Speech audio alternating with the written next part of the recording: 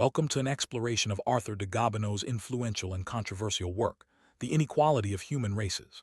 Written in the mid-19th century, this book sought to explain the rise and fall of civilizations through the lens of race, challenging many prevailing ideas of his time. Today, we'll journey through Gobineau's arguments, the historical context, and the lasting impact of his theories. Whether you're familiar with his name or encountering it for the first time, understanding his work is key to grasping the roots of many debates about race, society, and history. Let's begin by looking at the intellectual climate in which Gobineau wrote. The 19th century was a period of rapid change in Europe. Scientific discoveries, industrialization, and political revolutions were reshaping societies. Intellectuals debated the causes of progress and decline, often turning to history, philosophy, and emerging sciences like anthropology. Gobineau entered this world with skepticism about the optimism of his age. He saw a Europe obsessed with progress, yet, in his view, ignoring deeper, more troubling realities. His work was both a product of and a reaction to the intellectual trends of his time, especially the growing interest in race and the roots of civilization. Gobineau's introduction, written by Dr. Oscar Levy, frames him as a prophet of evil, someone who, unlike the optimists of his day, warned of decline and catastrophe. Levy contrasts Gobineau with figures like Nietzsche, noting their shared skepticism toward religion and morality as engines of progress.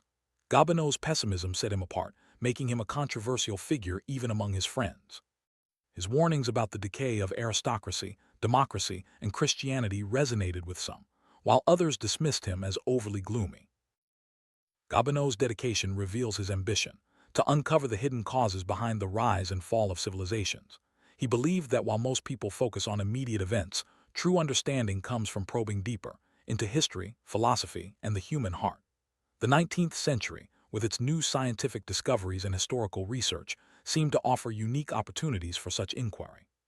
Gobineau saw himself as part of a tradition of thinkers seeking the master key to the mysteries of human society. For Gobineau, history was the ultimate judge of civilizations. He argued that only by examining the past could we understand the present and foresee the future. He admired the new methods of historical research that were revealing the secrets of ancient societies, from Egypt to India. These discoveries, he believed, allowed for a more accurate reconstruction of the personalities and values of vanished peoples. History, in his view, was not just a record of events, but a tool for understanding the destiny of nations. One of Gobineau's central questions was why all civilizations, no matter how great, eventually decline and fall. He noted that while the birth and growth of societies could be explained by human ingenuity, their decline seemed more mysterious. The ruins of past civilizations, scattered across the earth, served as a stark reminder of this universal fate. Gobineau believed that every society, from its very beginning, carries within it the seeds of its own destruction. Gobineau rejected the idea that the fall of civilizations could be attributed solely to factors like fanaticism, luxury, corruption, or irreligion. He pointed out that many societies had survived, and even thrived, despite these vices. Instead, he argued that there must be a deeper, more general cause underlying the decline of all civilizations. This search for a universal principle led him to focus on the concept of degeneration. Gobineau used the example of the Aztec Empire to argue that fanaticism does not necessarily lead to a society's downfall. The Aztecs, he noted, were intensely religious, practicing human sacrifice on a massive scale. Yet, they were powerful and prosperous until conquered by external forces. Similarly, he argued that luxury and moral corruption, often blamed for the decline of societies, were present in many thriving civilizations. These observations challenge the conventional wisdom of his time. Gobineau argued that moral corruption is not always a sign of impending doom. He pointed out that many societies have experienced periods of vice and depravity, only to recover and thrive later. In his view, the ebb and flow of morality is a natural part of a nation's history and does not necessarily determine its fate. He cited examples from French history, showing how periods of decadence were often followed by renewal and progress. Another common belief was that the decline of religious faith leads to the fall of societies. Gobineau challenged this idea, arguing that most civilizations maintained strong religious traditions up to and even during their decline. He pointed out that the fall of empires like Persia, Carthage, and the Aztecs occurred while they were still deeply religious. Even in Greece and Rome, skepticism was largely confined to the elite, while the masses remained devout. Gobineau also questioned the idea that good or bad government determines the lifespan of a nation. He argued that societies often survive, and even flourish, under poor administration, oppressive rulers, or foreign domination. History, he claimed, is full of examples where nations endured long periods of misrule without collapsing. In his view, political institutions are not the ultimate cause of a society's survival or decline. So what then is the true cause of a civilization's decline? Gobineau introduced the concept of degeneration. For him, degeneration meant a loss of the original qualities that gave a people its strength and vitality. This loss, he argued, was not just moral or cultural but biological, rooted in the mixing of different races. As bloodlines became more mixed, he believed, the unique characteristics of the founding race were diluted, leading to eventual decline. At the heart of Gobineau's theory is the belief that race is the primary determinant of a civilization's destiny. He argued that the fusion of different races within a society leads to a loss of vitality and creativity. In his view, only societies that maintain the purity of their founding race can sustain greatness over time. This idea, controversial even in his own day, would go on to influence many later thinkers, for better and for worse. Gobineau described how, over time, conquering peoples inevitably mix with the populations they subdue. This process, he argued, leads to the gradual dilution of the conqueror's qualities. He used historical examples, such as the Normans in England and the Aryans in India, to illustrate how the original ruling race eventually disappears as its blood is absorbed into the larger population. For Gobineau, this mixing was the root cause of degeneration and decline. Despite the tendency toward mixing, Gobineau noted that many peoples have strong taboos against intermarriage and maintain distinct identities for generations. He pointed to examples like the Arabs, who, despite being of mixed origin, preserved a strong sense of tribal identity. Even in modern France, he observed, some communities resisted marrying outside their village. This resistance, he believed, was a natural instinct that helped preserve the qualities of a race. Gobineau argued that humanity is governed by two opposing laws, one of repulsion, which keeps races separate, and one of attraction, which leads to mixing. The balance between these forces, he believed, determined a people's capacity for civilization. Those who resisted mixing remained primitive, while those who embraced it advanced, but at the cost of eventual decline. This tension, he claimed, was at the heart of human history. Gobineau described how powerful nations expand by conquering and assimilating their neighbors. Initially, the conquerors maintain their distinct identity, but over time, as they intermarry and absorb other peoples, their unique qualities are diluted. He argued that this process is inevitable and leads to the eventual decline of the civilization they created. The very success of a conquering race, he believed, sows the seeds of its own downfall. According to Gobineau, the disappearance of a dominant race within a civilization is a gradual process. As the ruling group mixes with the larger population, its numbers dwindle and its influence fades. Eventually, the civilization continues in name only, its original vitality lost. Gobineau believed that this process explained the decline of great empires like Rome and Persia, which in his view fell not because of external enemies, but because their founding races had disappeared. Gobineau argued that political institutions and laws are products of a people's character, not the cause of it. He believed that while institutions can preserve and shape a nation's identity, they cannot create it. When the original race that founded a civilization disappears, its institutions may linger for a time, but eventually lose their meaning and effectiveness. In his view, the fate of societies is ultimately determined by the qualities of the races that compose them. Central to Gobineau's theory is the idea that human races are inherently unequal. He claimed that different races possess different capacities for civilization, creativity, and leadership. This belief, he argued, was supported by the historical record, which showed that only certain races had produced great civilizations. Gobineau's insistence on racial inequality was a direct challenge to the Enlightenment ideal of human equality and would become a cornerstone of later racial theories. Gobineau divided humanity into three main races: white, yellow, and black. He argued that each had distinct physical, intellectual, and moral characteristics. In his view, the white race, and especially the Aryan branch, was superior in creativity and leadership. The yellow race was seen as industrious but less inventive, while the black race was, in his estimation, the least capable of civilization. These ideas, now widely discredited, were influential in shaping later racial ideologies. Gobineau insisted that racial differences are permanent and cannot be erased by environment, education, or institutions. He rejected the idea that all humans are fundamentally the same, arguing instead that each race has its own fixed qualities. This belief led him to dismiss the possibility of universal progress or equality among nations. In his view, the destiny of a people is determined by its racial composition, not by external factors. Within the white race, Gobineau singled out the Aryan family as the most gifted and influential. He credited the Aryans with founding the world's greatest civilizations and possessing superior qualities of mind and character. This idea of Aryan superiority would later be adopted and distorted by various political movements, with far-reaching and tragic consequences.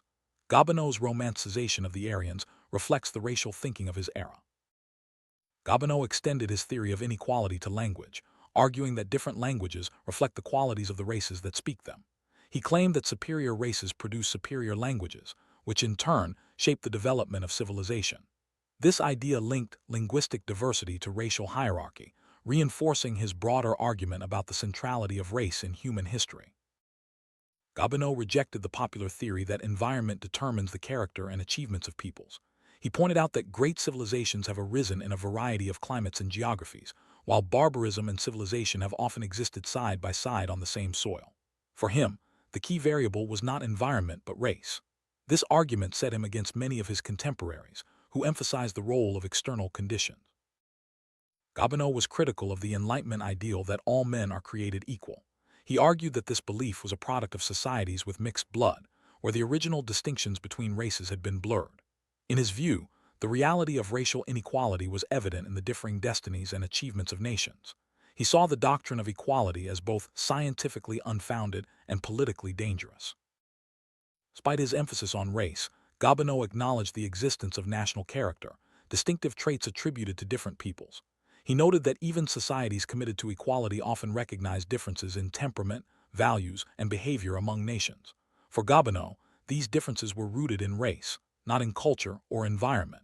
This perspective reinforced his broader argument about the centrality of race in shaping history. Gobineau argued that political institutions are effects, not causes, of a people's character. He believed that laws and governments reflect the instincts and values of the race that creates them. When imposed from outside, institutions rarely succeed unless they align with the underlying character of the population. This view challenged the idea that changing laws or systems could fundamentally transform a society. Building on his theory of racial determinism, Gobineau was skeptical of efforts to reform societies through changes in government or education. He argued that such reforms could not overcome the fundamental qualities of a race. In his view, attempts to impose new systems on peoples with different racial backgrounds were doomed to failure.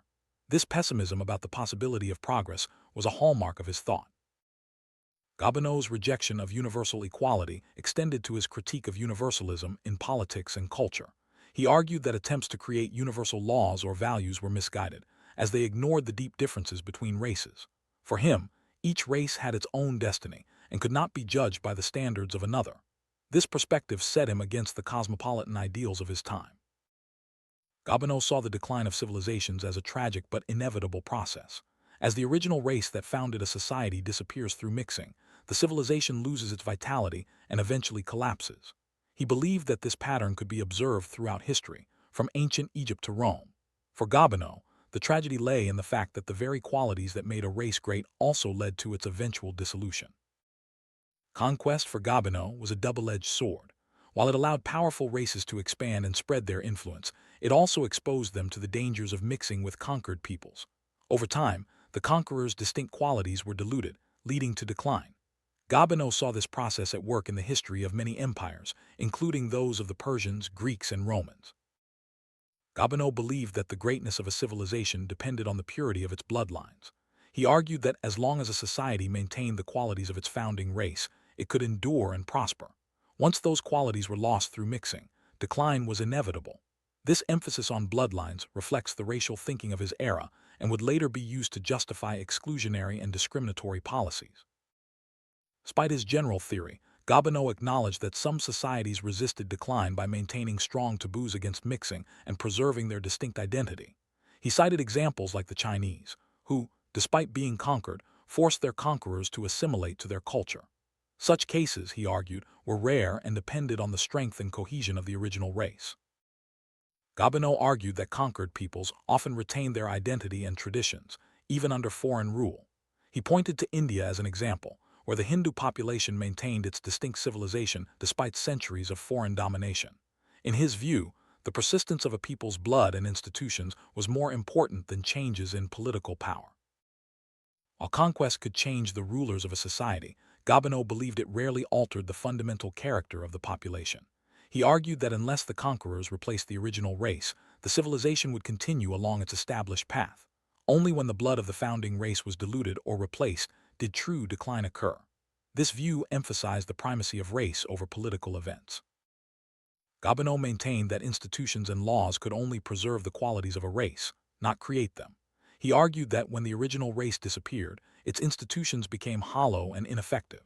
This perspective led him to dismiss the power of reforms or revolutions to fundamentally change a society's destiny. For Gobineau, the fate of civilizations was written in their blood. Gobineau was deeply skeptical of the idea of infinite human progress. He argued that the belief in progress was a modern illusion, unsupported by history. In his view, civilizations rise and fall according to the qualities of their races, and no amount of technological or social advancement can alter this fundamental law. This pessimism set him apart from many of his contemporaries. Gobineau's theories were controversial even in his own time. Many critics rejected his emphasis on race and argued for the importance of environment, culture, and institutions. Others pointed out the dangers of his ideas, which could be used to justify inequality and discrimination. Despite these criticisms, Gobineau's work had a lasting impact, influencing later thinkers and political movements. The legacy of Gobineau's Inequality of Human Races is complex and troubling. While his work contributed to the development of modern anthropology and the study of civilizations, it also laid the groundwork for later racialist and supremacist ideologies. Understanding his influence is essential for grappling with the history of ideas about race and society, as well as their consequences in the modern world. Today, Gobineau's theories are widely discredited by historians, scientists, and philosophers. Advances in genetics, anthropology, and social science have shown that race is a social construct with no basis in inherent superiority or inferiority. The idea that civilizations rise and fall solely because of race is rejected in favor of more complex explanations involving culture, environment, and historical contingency. The story of Gobineau's work serves as a cautionary tale about the dangers of pseudoscience and the misuse of history. His theories, though influential, were based on flawed assumptions and selective evidence. They remind us of the importance of critical thinking and the need to question received wisdom, especially when it comes to complex issues like race and civilization. Modern scholarship emphasizes the diversity and interconnectedness of human societies. Civilizations are seen as dynamic, shaped by a multitude of factors: geography, technology, culture, and yes, sometimes conflict and migration. The rise and fall of societies is a complex process, not reducible to simple racial explanations. This perspective encourages a more nuanced and inclusive understanding of history. Understanding Gobineau's work requires placing it in its historical context. His ideas reflected the anxieties and prejudices of 19th century Europe, a time of rapid change and uncertainty. While his theories are now rejected, they offer insight into the intellectual currents that shape modern debates about race, identity, and society. Studying his work helps us recognize the roots of ideas that continue to influence the world today. As we conclude our journey through Gobineau's Inequality of Human Races, we are reminded of the power and the danger of ideas. His work, though deeply flawed, shaped the course of intellectual and political history. Today, we strive for a more just and inclusive understanding of humanity, recognizing the equal dignity and potential of all people. By critically examining the past, we can build a better future, one grounded in knowledge, empathy, and respect.